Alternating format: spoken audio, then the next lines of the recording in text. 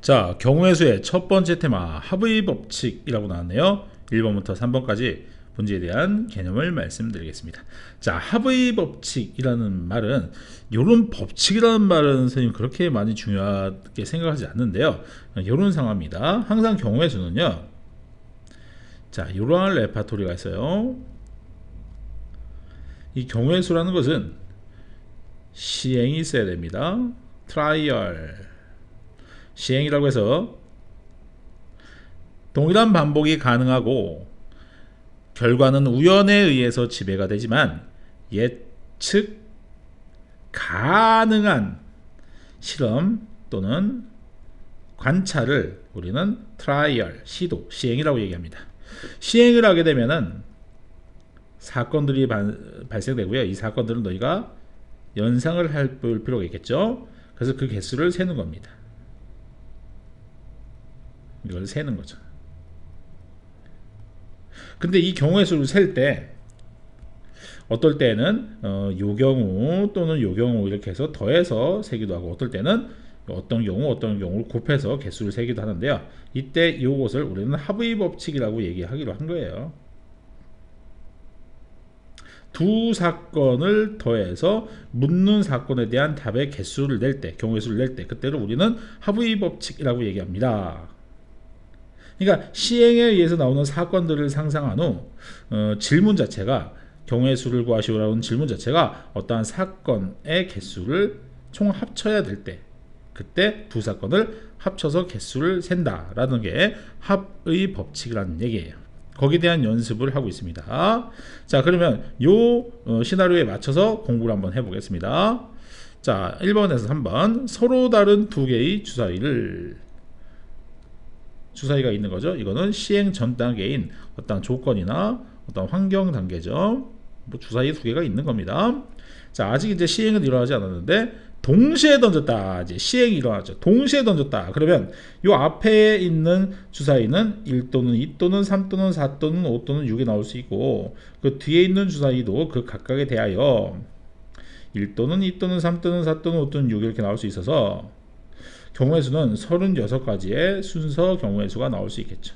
1일 때 1인지 1일 때 2인지 해서 6일 때 6까지, 6 곱하기 6 해서 실제로 36가지가 나올 수 있죠. 이런 것을 우리는 수형도라고 얘기하는데요. 앞으로 많이 나올 겁니다. 나뭇가지 숫자 써갖고 나뭇가지 모양으로 문제에서 요구하는 상황들을 이렇게 개수를 실제로 따지는 방법, 이게 그림이어서 무슨 방식이 아닌 것처럼 보이지만 경우의 수에서는 이 수용도가 되게 빠짐없이 중복 없이 셀 때 아주 중요한 스킬이기 때문에 의식적으로 이것을 만들어 버려 하셔야 됩니다. 자, 아무튼 모든 경우의 수는 36가지, 모든 경우의 수는 36가지, 그죠? 자, 이제 질문은 좀 특이한 사건의 수를 세라고 나올 겁니다. 나오는 눈의 수의 합이 5가 되는 경우의 수. 그럼 나오는 눈의 수의 합이 5가 되는 사건을 A라 한다면 그 A의 개수를 물어보는 거죠. 그럼 그 개수는 일일이 따져봐야죠.